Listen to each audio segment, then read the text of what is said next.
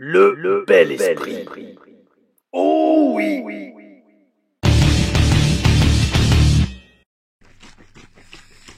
Mes amis, non, je n'essaye pas de prendre la place de Bailey dans le gang des serpillères. Je sors tout simplement de la douche. Après un gros entraînement de muscu, comme c'est le cas à chaque fois, comme je raconte à chaque fois dans les TLR Reviews, mes amis. Oh oui, nous sommes mardi matin et c'est l'heure de la TLR Reviews de WWE Raw du 19 mai 2025 depuis Greenville, South Carolina, Caroline du Sud pour l'épisode 141. 141 reviews. Oh oui, on en est à peu près à peut-être, 36, je crois, entre 30 et 35 et 40 TLRAM. TLR Stories, on en approche de la 15e. Oh oui, la chaîne bat son plein.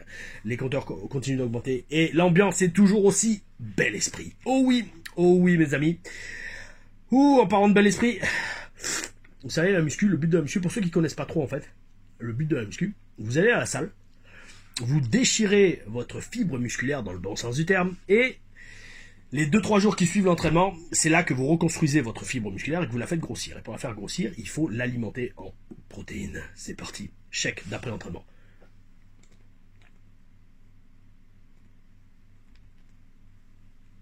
Whey IsoShark de Iron Shark Nutrition, code Bel Esprit 10. Oh oui, pour avoir 10% de réduction sur votre commande.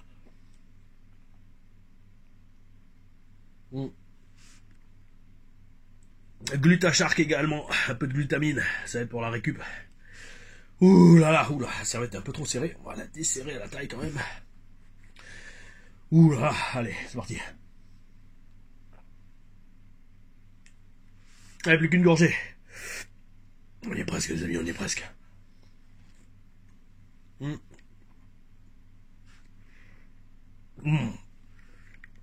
Là, c'est la mousse au fond. Ouah.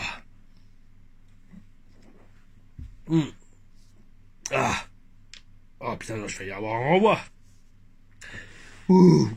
Allez, c'est bon. Deuxième repas de la journée, mes amis. Après le petit-déj, après le shake. Prochain repas dans 2 ou 3 heures. Enfin bref, mes amis. 2 ou 3 heures. C'est vraiment la durée de Monday Night Raw. Franchement, vous savez, j'allais commencer la review en vous parlant d'une anecdote qui a absolument aucun rapport avec WWE Raw. Et je vais le faire. Oh oui.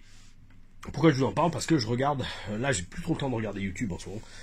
Tout ce que je fais, les déplacements, les week-ends, les montages de vidéos, la vie tout simplement, la vie de couple aussi. Oh oui, très bel esprit ça. Et bref, donc j'ai plus trop le temps de regarder YouTube, mais j'ai quand même eu le temps de regarder 2 petites vidéos, alors c'était hier ou ce matin, je sais plus, de James Smith Show, j'allais dire, de Dutch Mental, pareil que j'en ai déjà parlé sur la chaîne, et Eric Bischoff que j'aime beaucoup regarder aussi, ses podcasts et ses petits extraits, ses clips de podcasts, et donc, en fait je me suis rappelé d'une histoire que j'ai peut-être jamais racontée nulle part. S'il n'y a pas grand chose à dire, si ce n'est que le monde des fois est vraiment petit. C'était en 2008. 2008, j'étais à première partie, les 6 premiers mois de 2008, j'étais en Amérique du Nord. J'avais fait 3 mois chez Lance Storm où je l'avais aidé pour entraîner sa nouvelle session d'entraînement de janvier à mi-mars 2008 parce qu'il avait eu une opération du genou, les ménisques je crois, et pour l'aider, je faisais assistant coach et je prenais les chutes pour lui. Donc ça m'avait permis de m'entraîner un peu plus, d'avoir un peu plus d'entraînement, de pouvoir continuer à apprendre avec lui tout en lui rendant service. Et après, j'avais enchaîné avec 3 mois aux États-Unis parce que j'étais un visa de touriste à l'époque, et voilà. Donc bref. Et aux États-Unis, j'étais basé en Californie, là où je m'entraînais à l'époque. Alors en 2008, il n'y avait que TJ Perkins parce que Rocky Romero était reparti à la NOAH et Carl Anderson, avec qui je m'étais entraîné, donc Rocky et Carl, fin 2007, Carl avait signé à la New Japan en tant que Young Boy et qu'il était dans le dojo. Il faisait ses 3 mois initiaux à la New Japan et après, on connaît tous la carrière qu'il a eue. Et donc bref. J'étais en Californie, je bossais entre guillemets, enfin je catchais pour NWA Pro qui était géré par David Marquez, et à l'époque le champion du monde d'ailleurs était Adam Pearce, le champion NWA était Adam Pearce, que j'avais croisé 2 ou 3 fois. Et pourquoi je vous raconte ça, c'est parce qu'un jour j'avais fait un show donc NWA Pro en Oklahoma, si je dis pas de bêtises. La photo, le poster de ce show était dans les fins fonds de mon Skyblog à l'époque. Et c'était une histoire de fou ce show, parce qu'en fait, en Oklahoma, il faut une licence pour catcher. Il faut une licence avec la commission athlétique de boxe et de lutte Même si vous êtes catcheur, il faut une licence. C'est une façon pour eux de tirer de la thune, même si bon, c'est du spectacle, mais bon, non, eux considèrent que c'est encore un sport, quoi. Donc bref, et en fait, personne n'avait pu catcher. On était genre, quoi, 20, 25 catcheurs, je crois, dans le vestiaire, il y avait des bons noms, hein, il y avait pas mal de stars. Et personne n'avait pu catcher. Il y avait eu que 3 ou 4 catcheurs qui avaient la licence en Oklahoma, et notamment Adam Pearce. Adam Pearce qui avait catché contre Brent Albright à l'époque, pour ceux qui s'en souviennent. Et bref, tout ça pour vous dire pourquoi je raconte cette histoire. Sur le vol retour, je me souviens, j'avais fait une escale à Phoenix, si je dis pas de bêtises, oui c'est ça. Il y avait, je sais plus, c'était en Oklahoma, bon Oklahoma, Phoenix, et après Phoenix, Los Angeles, parce qu'on était basé à Los Angeles, enfin à côté de Los Angeles, à San Bernardino. Et là les amis, je vous jure que c'est vrai, il y en a plein sur internet, ils disent la Rufa, il est à moitié mégalo, non, c'est totalement faux, tout ce que je dis sur la chaîne est 100% vrai, mais tout ça pour dire, c'était une histoire de ouf. Je suis dans l'avion, je suis tout seul, hein, dans l'avion Phoenix, Los Angeles. Et là, je suis un peu comateux, parce que bon, le sommeil et tout, le manque de sommeil. Donc je suis assis, et là j'entends dans le rang juste à côté de moi, alors il y avait l'allée, moi j'étais au milieu, j'étais le rang dans la chaise à côté de l'allée, et j'entends la chaise juste à côté de moi, une voix, et je reconnais direct cette voix. Une voix qui parle à l'hôtesse ou à l'hôtesse de l'air. Et là je reconnais tout de suite la voix de Eric Bischoff. Eric Bischoff. Et là je tourne ma tête et je vois Eric Bischoff à côté de moi. Un truc de fou. Pourquoi? Déjà parce que Eric Bischoff habite à Phoenix, dans l'Arizona. En tout cas à l'époque. Et là, il faudra que je le vois. Et en fait, je savais qu'il y avait Raw qui devait avoir lieu à Los Angeles le lundi d'après. Et en fait, je crois que je rentrais, c'était un dimanche matin, et moi je croyais, j'étais quasiment sûr qu'il allait à Raw le lendemain pour une apparition surprise. Et là, je me présente, je fais, monsieur, excusez-moi, je veux pas vous embêter, voilà, je m'appelle Tom, je suis catcheur, je suis français. Et en plus à l'époque c'était quand je m'apprêtais à faire les 5 ou 6 pas tryouts mais apparitions en extra à Raw et SmackDown en Californie, dont je parle dans la TLR Stories la 3 peut-être, si je dis pas de bêtises, ouais je crois la 3 ou la 4. Et je lui dis voilà, moi la semaine prochaine ou dans 2 semaines je vais faire des essais avec la WWE, si vous avez des conseils n'hésitez pas. Et le mec il m'a dit bah écoute, bonne chance à toi, il m'avait serré la main et on en était resté là. Voilà, la petite anecdote qui sert à rien, mais en tout cas qui m'a fait percuter que chaque fois que je vois Eric Bischoff, je me dis mais ce mec-là, je l'ai croisé dans l'avion, quoi. Je lui serrais la main. On était dans l'avion ensemble pour Phoenix, Los Angeles. Après voilà, je vais pas parler du vol, hein. mais je l'ai quand même remercié comme d'hab. C'est là-bas, je lui fais merci en tout cas pour ce que vous avez fait avec WCW, parce que si c'était pas le cas, je serais peut-être pas là, parce que moi c'est la NWO, WCW, NWO qui m'a vraiment fait accrocher au catch.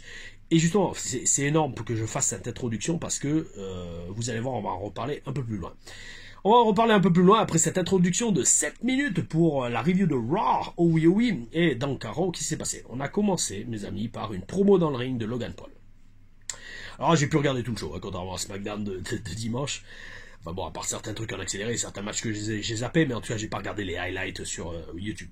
Donc Logan Paul qui va affronter Jey Uso ce samedi à Saturday Night's Main Event et qui vole la catchphrase de Tyson Kidd. Fact. Oh oui, oui. Tyson Kidd utilisait cette catchphrase il y a plusieurs années, et maintenant apparemment tout le monde l'utilise, parce que Logan Paul l'a fait et Paul Heyman aussi. Pour la première fois de sa carrière, peut-être à la WWE, Gunther a une réaction de babyface quand il arrive et coupe la parole à Logan Paul. Énorme.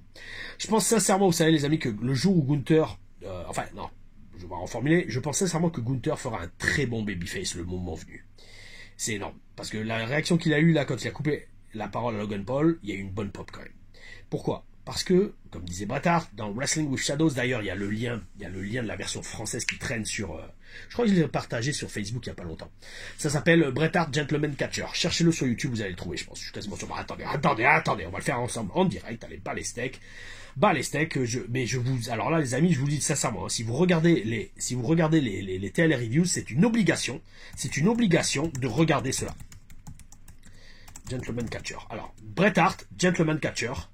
Parfait, voilà, c'est bon, il est 1h22. Bret Hart, Gentleman Catcher, Sid Ahmed Bischoff. Lui, il me fait rêver, c'est une super chaîne qui met des anciennes émissions de la WWE. Bel esprit. Bret Hart, Gentleman Catcher, documentaire Arte 1998. Et pourquoi je vous dis? Parce qu'en plus, il est en français. Jetez-vous dessus. Quand j'ai commencé à être fan de catch, justement, en 98, je suis tombé sur ce documentaire, genre 1 ou 2 mois après avoir recommencé à regarder du catch de façon assidue, et ça m'avait révolutionné la tête, parce que ça m'avait retourné le cerveau. Ce documentaire est énorme. C'est Wrestling with Shadows en anglais. Bret Hart, Gentleman Catcher, YouTube, regardez-le, vous allez me remercier. Et d'ailleurs, j'ai presque envie de faire un watch-along ou faire une review de ce documentaire, parce que c'est de la bombe. Et bref, mes amis, tout ça pour dire, Dans ce documentaire, Bâtard dit « Le secret pour être un super gentil, c'est qu'il faut bosser avec un super méchant. » Et Logan Paul est un super méchant aux yeux de l'univers de la WWE. À tort ou à raison, peu importe. Gunther suit, par contre, donc il n'a pas encore amorcé son face turn, hein. Il suit en faisant mousser Logan Paul et tout ce qu'il a accompli, en lui disant, moi j'aurais beaucoup à apprendre de ta part, j'aurais beaucoup de notes à prendre sur comment tu gères ton business, mais en parlant de business justement, il marque plusieurs points en précisant que pour Logan Paul, le catch c'est juste un business. Et alors là tout de suite mes amis, vous savez à quoi j'ai pensé, et c'est ça que vous aimez sur les reviews, alors allons-y, les analyses poussées de l'œil d'un professionnel et l'œil surtout d'un vétéran des rings, 20 ans de carrière. Hier vous avez vu 4 catcheurs 4 continents sur la TLRM, même moi, bon le match j'ai pas pu le regarder en entier parce que fait que 15 minutes de cardio et la vidéo on fait 24, mais bel esprit, hein. Vous avez tous dit c'est un match énorme, et j'avoue de mémoire le match était énorme, oh oui, oh oui. TLRM de hier soir, allez-y mes amis, jetez-vous dessus, et bref, tout ça pour vous dire donc, l'œil du vétéran des rings vous dit quoi? Les amis, pour un catcheur, un vrai catcheur, c'est plus que ça, c'est plus que, le catch c'est plus que juste un business, c'est un mode de vie, c'est une passion, c'est une raison de vivre. Et c'est pour ça mes amis que le personnage de Gunther, la gimmick de Gunther est énorme. Le mec ne sera jamais à court de storyline, ça je vous l'annonce. Je vous l'annonce. Pourquoi? Parce que sa mission, c'est l'amour du sport. Sa mission, c'est la pureté du business. Ce mec peut feuder, même s'il n'y a pas de titre en jeu. Bel esprit. Essayez de comprendre ce que je vous dis. Le personnage de Gunther, il n'a pas besoin d'être en compétition pour un titre. Alors oui, bien sûr, son essence et sa nature, c'est d'être le meilleur, donc le champion. Mais il peut attaquer n'importe qui pour l'honneur du sport. N'importe qui viole l'honneur du catch, il peut s'en mêler. Et là, comme on le comprend très bien, il l'a fait avec Pat McAfee, un non-professionnel, un non-catcheur, un non-initié qui ose ramener sa gueule. Là, il va le faire éventuellement peut-être un jour avec Logan Paul. Oh oui, je vous le redis, Gunther, ce ne sera jamais à court de storyline, et ça, c'est bel esprit. Quand vous avez un personnage comme ça, oui, dont l'essence même de la gimmick, l'essence même du personnage est liée au business du catch. Oh oui, c'est super. Donc je vous conseille, s'il y a des futurs catcheurs, prévoyez des gimmicks qui ne se lassent jamais de storyline. Promo qui se termine classiquement avec Jey Uso qui vient super kick Logan Paul avant leur match à SNME. Après on a un tag team match entre Penta et AJ Styles, les babyface contre Finn Balor et JDMD. Les heels. Alors là, tout de suite, quand je vois ça, je me dis, l'Irlande, c'est quand même un gros réservoir de catcheurs. JD, qui serait le nouveau Finn Balor, et est-ce que, pareil, dans la même vibe, Lyra Valkyria serait la nouvelle Becky Lynch? Alors c'est marrant d'avoir cette pensée, pourquoi? Alors c'est peut-être lié. Ce week-end, pour ceux qui me suivent sur Instagram, j'ai recroisé mon ancien colocataire de Floride, Joel Redman, Joel Pettifer, Olivier Gris, comme on l'appelait avec Marcus. Olivier Gris, premier champion de l'histoire, premier champion par équipe NXT de l'histoire avec Ben Neville, Pac. Et donc, Joel, avec qui j'ai enfin pris une photo, comme vous avez pu le voir sur Instagram. C'est marrant, on discutait, parce qu'on a vécu quand même ensemble plus d'un an. Hein. Il avait remplacé Lucas Di Leo. Et d'ailleurs, comme je vous ai dit, je vais faire une TLR Stories avec tous mes éventuellement, quand j'aurai fini celle sur les managers, j'ai commencé enfin le montage. Je vais essayer de le finir cette semaine, parce que ça sera posté la semaine prochaine, mes amis. Sûrement jeudi, je pense. Et donc, mes colocataires, je ferai une TLR Stories sur mes colocataires en Floride, qui avaient été Lucas Di Leo, Louis Fontaine, après Joel Redman, qui est Olivier Gris. Après, il y a eu Kamel Dickinson, c'était un catcheur des Bermudes, de l'île des Bermudes, qui a malheureusement, qu'on voyait j'en ai parlé dans la TLR Stories avec Enzo, où on le voyait avec le pull rose, là, qui avait le petit chien Fifi au salon de beauté du segment qui a fait débuter Carmel à la télé. Énorme, ce mec-là, c'était un pote. Ouah, Kamel, qu'est-ce que c'était bon, j'aurais de belles histoires avec lui, mais il a jamais rien fait, parce que malheureusement, il avait beaucoup de blessures, notamment des commotions cérébrales. Et le dernier, c'était Sonny Dinsa, a.k.a. Akam, des Authors of Pain. Et là aussi, avec Sonny, on a bien rigolé, parce que en plus, Sonny, il y avait tout le temps à la maison Guzim, parce que les deux sont inséparables, même dans la vraie vie. Oh oui, enfin, une TLR Story, je vous parlerai de chaque colocataire était différent, chacun avec une vibe différente. Et bref, tout ça pour dire, en voyant Joel ce week-end, Joel, on parlait de nos parcours NXT respectifs. Et c'est marrant, il m'a dit un truc, il me dit, Rigol ne m'aimait pas. Enfin, pas moi, mais lui. Rigol n'aimait pas Joel. Et moi, je fais, ah ouais? Frérot, t'es anglais, t'as une belle gueule, t'es un super bon catcheur, qu'est-ce qui se passe? Et il me dit, ah non, Régal, si t'es un catcheur du sud de l'Angleterre, il pouvait pas te blairer. Parce que pour lui, c'est que tu savais pas catcher. Par contre, si t'étais du nord, là, il t'aimait. Et là, tout de suite, ça m'a fait marrer, parce que je me dis, c'est ça qui est énorme. Alors, l'être humain est fascinant. L'être humain est fascinant parce que je pense que ça sera en foot. En foot, c'est comme si vous êtes fan de foot et vous pouvez pas blairer les gens du Nord parce qu'ils sont pour le PSG et dans le Sud ils sont pour l'OM. C'est le même genre de délire. Et quand Joel m'a dit ça, j'ai rigolé intérieurement, mais je me putain, mais même dans le catch il y a ce genre de conneries. C'est en France on le sent pas trop ça. En France il n'y a pas trop de rivalité entre les catcheurs du Sud et du Nord, on est tous catcheurs. Mais en Angleterre il y a tellement de catcheurs, il y a surtout tellement une histoire riche en catch que, oui, Regal qui était de Blackpool, qui est plutôt vers Liverpool si je dis pas de bêtises, je crois, dans le nord de l'Angleterre, ouais, d'entendre Joel dire ah non non mais Regal, si t'es du sud de l'Angleterre, un catcheur du sud de l'Angleterre, pour lui ils savent pas catcher dans le sud, ça m'a fait délirer, ça c'est des petites anecdotes que vous trouvez uniquement sur la chaîne Tom Larouf, hein. Et bref, alors pour revenir au match, on a eu un bon petit, en fait non, et pourquoi je dis ça, c'est parce que je me dis alors qu'est-ce que monsieur Regal pensait des catcheurs irlandais, je serais très curieux quoi. Bon, un bon petit match en équipe qui permet notamment au corps de AJ Styles et de Finn Balor de se reposer parce que dans un match en équipe quand même on prend moins cher. Une apparition à la fin du match de mon café favori, El Grande Americano, et un coup de boule sur Penta et une victoire du Judgment Day. Alors le Judgment Day qui continue à exister, ok d'accord, contrairement à sa raison d'être, j'ai envie de dire, parce qu'à quoi il sert dans le Judgment Day à part laisser ensemble des catcheurs qui n'ont peut-être même plus de mission précise. D'ailleurs à la base leur mission précise c'était quoi? Dites-le moi dans les commentaires parce que je n'ai pas suivi la fondation de ce clan si je dis pas de bêtises avec Edge, Finn Balor et Damien Prêtre je crois, peut-être. Money in the Bank Qualifier entre Becky, Roxanne et Natalya. Alors, Natalya et Becky qui se connaissent quand même depuis plus de 20 ans. Notamment, elles avaient fait des tournées ensemble au Japon, comme en parle Becky dans son livre. Avec une troisième catcheuse qui, elle, par contre, a tout juste 20 ans. Comme quoi, la beauté et la richesse du roster de WWE. Natalya et Becky se connaissent depuis plus de 20 ans et elles se sont sûrement connues quand Roxanne venait à peine de naître. Et aujourd'hui, Roxanne catch avec ces deux légendes du catch féminin. Désolé, j'ai le nez qui coule, c'est relou. Hein. Voilà, c'est en fait, vous savez, mon corps, c'est comme le bouclier dans Fortnite. C'est-à-dire, ce week-end, donc, comme je dis, j'ai pris une très mauvaise chute dans le match. Oh, j'espère que ça va aller pour ce week-end. ICWA. Et bref, et en fait, quand je prends une mauvaise chute et que je me blesse, c'est comme si mon bouclier n'existe plus dans Fortnite. Et là, je commence à perdre mes vies. Et là, en fait, c'est ça. C'est chaque fois que je me blesse en catch et que toute mon intention et mon énergie va vers le soin de la blessure, et bien en fait ça laisse la porte ouverte à une maladie. Et bien là je me suis enrhumé, boum, voilà, et c'est relou. Mais bon, ça va, heureusement il fait chaud. Donc ça va vite passer mes amis, et c'est déjà en train de passer, et c'est quasiment passé. Oh, mais le nez coule encore. Intéressant de voir Michael Cole qui mentionne que Natalya était à la NWA ce week-end. Oh oui, oh oui. D'ailleurs, c'est marrant parce que je parlais de la NWA juste avant. Comme quoi, l'univers fait bien les choses et je pense que ça sera le titre de la review. Lyra Valkyria, mentionnée plus tôt dans dans la review, elle aussi intervient et écoute la victoire à Becky et Roxanne Perez se qualifie pour Money in the Bank.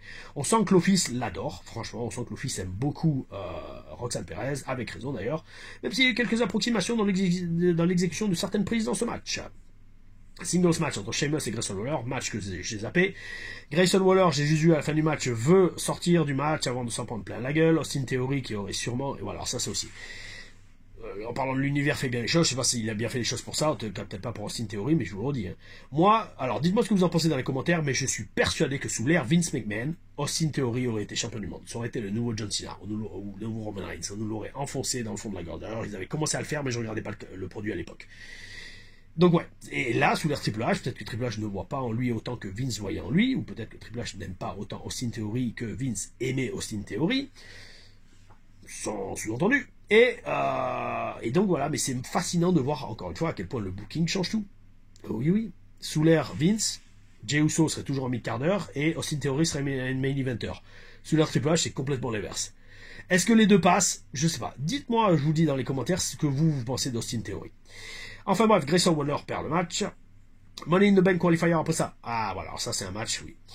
Rhea Ripley contre Kairi Sane et Zoe Stark. L'ironie de la pre-tape de ce match. Parce que bien évidemment, j'ouvre les réseaux sociaux en me levant et je vois Zoe Stark blessée au genou avec un sale angle de pliage, de flexion du genou. Et en fait, donc j'avais compris qu'elle s'était blessée pendant le match. Et donc c'est pour ça que j'ai regardé, en tout cas, la première partie du match, parce que je voulais voir comment elle s'est blessée. Ensuite, et donc quand je vois ça, avant le match, un peu plus tôt dans le show, il y a marqué, enfin c'est pas il y a marqué, on voit les trois catcheuses qui se préparent pour ce match, et Michael Cole dit, Zoe Stark se prépare pour le next step de sa carrière à travers ce match. L'ironie de la pre-tape, l'univers, alors des fois il fait bien les choses, des fois il les fait moins bien, on va dire, mais dans tous les cas, tout arrive pour une raison. Je pense que au final, ça va peut-être être ça le titre de la review. Tout arrive pour une raison, peut-être. Enfin bref, dans tous les cas. Le next step pour Zoe Stark, malheureusement, c'est une sale blessure au genou. La pauvre, j'ai eu mal pour elle sur ce springboard missile dropkick, mais c'est pour vous dire, je vous redis que même sur des trucs relativement simples qu'on fait des centaines et des centaines de fois, ou peut-être pas en tout cas des centaines mais des dizaines de fois, et bien la blessure est toujours là. Moi c'est sur une chute à la Ric Flair de la troisième corde que je me suis fait mal au dos ce week-end. Donc je peux vous dire, la blessure est toujours possible en catch. C'est pas marrant. Et ce qui est encore moins marrant, donc, c'est que Rhea et Kairi vont devoir improviser vu que Zoe est sortie du match prématurément. Et pendant ce match, alors, entre autres, vu qu'il y a un peu de temps mort, je me rends compte que oui, la toile du ring est couverte de logos. De sponsors. Bravo TKO, bravo, ironiquement, c'est TKO, ladies and gentlemen, depuis qu'ils sont là, c'est monnaie, le prix des places qui coûte la peau du Luc, et des sponsors partout. Et c'est vrai, j'ai regardé récemment une vidéo sur YouTube qui disait que, alors c'est pas qu'on disait Vince McMahon manque, quand même pas, parce que je vous le redis, il y a quand même des affaires autour de lui qui sont très sulfureuses, pour ne pas dire, pour rester dans l'euphémisme. Mais Vince n'avait jamais prostitué le ring. On peut dire ce qu'on veut de lui, Vince respectait le ring. Et on n'aurait jamais vu un logo, je pense, de mémoire, un logo de pub sur la toile du ring WWE. Le ring était sacré pour Vince. Pas pour TKO. TKO, c'est monnaie, et un prix des places de ouf. Et ça, franchement, ça commence à me gaver. Franchement, je vous le dis sincèrement, et je l'annonce sans l'annoncer, mais peut-être qu'un jour je vais, pour entre guillemets protester, je vais arrêter de regarder la WWE, parce que si ça continue comme ça à faire des prix des places à 10 000 balles le ringside, c'est bon, faut se calmer. Et le catch, ça reste un spectacle populaire, c'est pas, ça doit pas devenir un truc de bourgeois, quoi. Allez vous faire mettre, si ça devient aussi cher, quoi. Enfin bref. Rhea Ripley gagne logiquement ce match et se qualifie pour Money in the Bank. D'ailleurs, dur d'imaginer comment elle n'aurait pas pu gagner ce match. Parce que bon, je ne voyais pas Zoe Stark et Kairi Sane battre Rhea Ripley pour aller à Money in the Bank. Et mes amis, on en arrive au main event entre Jey Uso et Braun Breaker. Alors Jey Uso qui commence à sentir la pression d'être champion de la plus grande compagnie de catch au monde. Pourquoi je dis ça? Parce que on commence même à le sentir dans ses pre-tapes et dans la façon qu'il a. Le mec, il est seul avec sa ceinture et tout le monde le vise. C'est devenu une cible pour tout le monde. Et c'est vrai que quand on se met à sa place, que ce soit storyline ou pas, quand vous êtes champion, la pression est énorme. Surtout champion de la WWE. Quand vous êtes champion de Pro Zone 4, dans tous les cas, la pression est énorme. Parce que c'est vous qui représentez la compagnie. Alors encore plus quand c'est la WWE. Et donc, respect quand même à lui pour ce qu'il a accompli et ce qu'il continue à accomplir. Alors là, donc, dans ce main event, entre Jey Uso et Braun Breaker, on a deux fils d'anciens catcheurs. C'est vrai qu'on a tendance à l'oublier. Pourquoi? Parce qu'ils ont tellement de talent et de succès qu'on oublie que Braun Breaker et Jey Uso sont deux de second generation superstars et c'est des fils de catcheurs. Braun Breaker, Bruno Breezer a un style de main eventer. Point barre. Le mec cogne dur, il lance de bons coups de poing, il sait bosser la caméra un peu à la Randy Orton et il accélère quand il le faut. Bel esprit. Le mec, il a assimilé le business ultra rapidement. Le mec, il a jamais fait d'indépendante. Bel esprit. Bon, après, il est bien conseillé, bien évidemment, les meilleurs coachs du monde, il avait une des familles les plus intenses du business, notamment du catch par équipe. Franchement, je vous le dis, si ses cousins sont pareils, c'est-à-dire les deux fils de Scott Steiner, la dynastie Steiner va faire très très mal. Hein. Mark my words, les gars. Et en fait, je vous redis, la WWE, ça va devenir la je sais pas, népotisme. Enfin, népotisme, c'est négatif le népotisme, ça va être bientôt, le roster de WWE, ça va être que des fils de catcheurs. Réveillez-vous les non-fils de catcheurs. Bon bref, Jey, il a vraiment progressé sur son physique. Bravo. Son physique s'est vraiment bien amélioré. Et d'ailleurs, même son tatouage dans le cou, petit détail, moi je trouve que ça lui donne un côté encore plus sérieux et intimidant. Bel esprit. Paul Heyman intervient dans ce match et Seth Rollins attaque Jey, disqualification. Et once again, le truc c'est, on voit que les Saturday Night Main Event, ça donne une vibe spéciale au storyline, car on sent que l'axe principal, c'est Seth Rollins contre Jey Uso. Ok, d'accord. Mais au milieu, il y a Logan Paul qui arrive, parce que Logan Paul a un match samedi contre Jey Uso. Apparition de Sami Zayn et CM Punk, et on a deux groupes, Babyface et Heel, qui s'affrontent. D'ailleurs, c'est dommage, là, je le redis, que on n'a pas eu ça avec la storyline de Rock et de The Rock et de John Cena. On n'a pas eu un groupe de Heel contre un groupe de Babyface. Ça aurait été tellement bon, mais bon, c'est comme ça. Le show se termine sur Logan Paul qui met au sol, qui allonge Jey Uso. Qui croit sincèrement que Logan Paul va gagner? Personne. En tout cas pas moi. Et c'était Raw sur Netflix de cette semaine, mes amis. Raw qui est sur Netflix depuis le 6 janvier 2025. Aimez Rhea Ripley, ne l'oubliez pas, c'est très très important. Et en parlant de très important, comme je vous dis, continuez à participer sur la chaîne, likez, partagez, vous abonnez, mettez la petite cloche. Oh oui. TLR Stories la semaine dernière de Jeff Hardy qui me fait me pisser dessus. Alors je sais pas, peut-être quelqu'un l'a repartagé sur un autre YouTuber parce que les vues ont commencé, sont enfin décollées, bel esprit. Et vous adorez cette vidéo et croyez-moi, il y a du très bon qui arrive sur la chaîne. Et pareil, n'oubliez pas de poser des questions dans les commentaires, je les sélectionne. Et cette vidéo, j'ai sélectionné un commentaire de Aminea 340 qui me dit: alors, ton commentaire sur le style d'Ospreay m'a intrigué, surtout que je ne pense pas que ce soit le meilleur exemple, la façon de mettre les chaussettes avec le survêtement, c'est assez peu commun. Mais tu ne penses pas que ça peut être utile pour un babyface de s'habiller simplement pour que le public s'identifie à lui comme l'un des leurs. Par exemple, Bryan Danielson est vraiment l'exemple qui me vient en tête. Eh bien écoute Amine A, oui c'est Amine A, je crois, on avait dit que ton prénom c'était Amine, si je me souviens bien, putain, pourquoi ça change encore? Bref, deux choses. Alors, pourquoi déjà tu me poses cette question? Parce que j'avais précisé dans une review AEW Dynamite, que j'ai repris depuis 2 semaines, que Will Ospreay s'habillait vraiment trop ordinairement. À mon goût personnel, quand t'es une star et surtout que t'es un champion de la plus grande compagnie du monde, il faut avoir un look de star. Ça c'est le premier truc. Ensuite, deuxièmement, c'est énorme, donc pourquoi j'ai pris cette question? Je l'ai même pas fait exprès. C'est énorme, pourquoi? Parce que, comme je vous disais, moi j'ai commencé à regarder le catch avec notamment Eric Bischoff et la NWO. Et ça se ressent dans mon look, mes amis. J'ai grandi avec les Hulk Hogan, les Macho Man, les NWO, les Scott Hall, les Kevin Nash. Ça se ressent dans mon look. Je pense très sincèrement que Will Ospreay n'a jamais dû être fan du même genre de catcheur que moi j'étais fan. Will Ospreay devait être fan surtout de, je pense, de catcheurs athlétiques. Et donc le look, il s'en fout, il s'en battait les steaks. Et donc parti de là, c'est très intéressant parce que moi aussi il y a plein de domaines qui m'intéressent, notamment la psychologie, entre autres. Et parti de là, je pense qu'on peut dire beaucoup de la carrière d'un catcheur par rapport à qui il était en tant que fan de catch. Qu'est-ce que je veux dire par là? C'est-à-dire que quand on commence vraiment à pratiquer le catch et qu'on commence à devoir se trouver un personnage, un look, un style de catch, une personnalité, très souvent on va avoir tendance à émuler les catcheurs qui nous ont inspirés quand on était, ou alors qui nous ont passionnés quand on était ado et qu'on était fan de catch. Et ben en tout cas c'est le cas pour moi. Je veux dire, inconsciemment maintenant, quand on me demande c'est quoi ton look de star, et ben soit je vais m'habiller comme un macho, pas comme un macho man, alors même si la barbe ça le rappelle, mais un truc flashy de ouf, ou alors vraiment en mode badass, viril à fond, oh oui, grosse force masculine, comme l'étaient tous les mecs de la NWO, etc. Et je pense que Will Ospreay, ça doit être la même chose. Peut-être que lui, il s'en bat les steaks du look de star. Ce qui l'intéresse, c'est la propreté du style de catch. Et, bon, alors, dans un sens, je respecte total, parce que, attention, le mec a une carrière de ouf et il est excellent dans le ring quand même, dans ce qu'il fait, dans son style de catch. Mais c'est pas le style que je préfère. Mais voilà. Et en fait, tout le monde est différent. Alors maintenant, pour ce qui est de savoir, est-ce que c'est pas bien pour la foule, pour mieux s'identifier? Moi, sincèrement, je trouve pas. Parce que je trouve qu'un catcheur, quand il est à l'écran, et surtout quand il est à la télé, doit offrir un produit et un spectacle qui fait que on zappe, putain, on voit le mec à la télé, oh putain, mais c'est qui ce gars-là, je vais pas changer de chaîne. Et donc ça implique, je sais pas, lunettes de soleil, truc à paillettes, look de ouf.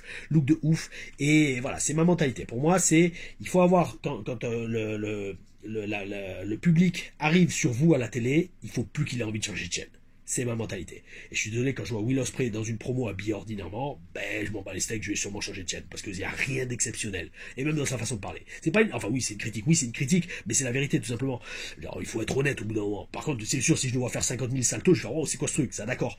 Mais, non, moi, pour ce qui est des promos, et pour ce qui est de tout, des apparitions backstage, il faut s'habiller comme une star. Et c'est ce que vous verrez, mes amis, je vous le dis, preuve à l'appui, je ne parle pas dans le vent, vous le verrez dans la TLR Stories, toute ma carrière en manager à WWE NXT, et même quand j'étais catcheur, je m'habillais toujours de façon spéciale, mais surtout en manager, vous allez voir les tenues que j'avais. Oh oui, ça sera la semaine prochaine dans la TLR Stories, toute ma carrière en manager à NXT. Les amis, oh oui, c'était la TLR Reviews de Raw. On se voit, si je dis pas de bêtises, sûrement jeudi pour la TLR Reviews de AEW Dynamite. D'ici là, gardez le bel esprit, je vous souhaite une excellente journée.